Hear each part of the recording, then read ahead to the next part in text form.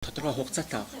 Тий, хугацаатай байгаа. Хугацаатай байгаа юм чинь гэхдээ энэ ингэж байгаа байхгүй. Одоо шиг сая 900 мянга нэгэрийн ажил хийсэн байхгүй. Нөгөө чи яалаа нэг гэж байгаа өхөн шүүгээд ингэ барьчдаг ч үлээ тий уучлаарай тий ингэчдэг байхгүй. Сая 900 мянгаар харгуулаад үйлдвэр хийсэн төгсөж байгаа байхгүй. Аюу сайн. Тэгэл нэг юм алдаа гарцсан. Яг би мөнгө төлсөн байх чинь намайг бариад авчлаа. Яг тэр 2 сая яг тэр хуулийн тооноос илүү тэр хүний хийсэн гэмтлийн мөн чанараарсан болно гэж тайлбарлаад байгаа юм шиг. Тэгэхээр одоо ингэ хүмүүстэй тий 2 сая 3 сая чинь тав болцсон шүү дээ. Бас нэг хууль юу энэ нөгөө хүчин гэрэл холбогдсон шууд албан гаргадаг байхгүй юу. Тэнцэн ял авлаач тэр ял нь юу яалаач гэсэн. Дээрээс нь за ийм юм ярьж болж гэнэ болохгүй нөө одоо бид нэр ингэдэг байхгүй нөгөө гэмтэрэгт холбогдсон одоо хариуцагч гэж ярьдаг шүү дээ. Хариуцагчтай өмгөөлөгч уулзах тохиолдолд бас дагаж явдаг байхгүй юу. Тэгээд тэр үед айгүй хэцүү нэг зүйл байдаг. Хүмүүсийн нөгөө хариуцагч нар гэдэг одоо хоригдож байгаа хүмүүсийн хувцсных нь өнгө нь өөрөөдөг байхгүй юу. Сэнхэр өнгө боор өнгө ч тийм. Зөвхөн хүчингийн хэрэг талбцсан хүмүүсийн хувцсны өнгө өөрөөдөг байхгүй юу.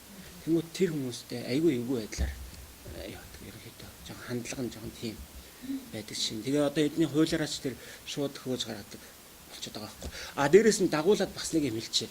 Энэ нөгөө эдний энэ нөгөө хүчин ямар нэгэн хэрэг жишээлбэл өнөөдөр үлдэгдэхүү 5 жилийн дараа үлдэгдэхүү 5 жилийн өмнө үлдэгдэхүү гэдэг нь үлдэгдсэн тохиолдолд тухайн үед ямар хэрэг илүү их үлдэгдээд ялан өндөр байна. Тэрийг дагаж ялан төлөвлөгддөг. Тэгэхээр зэрэг хүчингийн хэрэг нэлээд их гараад байгаа тохиолдолд тэр зүгээр ингээл хөхийг ингээл шүргсэн байж гэсэн тэр чинь нөгөө тэ сон чүхэн гэдэг одоо тэр болчихж байгаа байхгүй. Одоо манайхаар хэлэх юм бол бэлгийн мөлжлөг л гэж ярьдаг хаа тэ. Бэлгийн мөлжлөг гэдэг баха.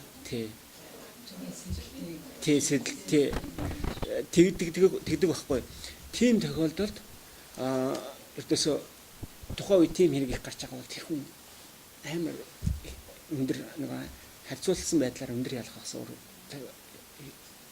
аргагүй болдог тийм тохиолдол байдаг. Дээрээс нь бас нэг юм маш түрүүн би энэ дотор хэлжсэн тийм саунд аваачаад эмэгтэй хүний унтдаг нөгөө сүмян шил гэж байдаг шүү дээ. Амралтын өрөө.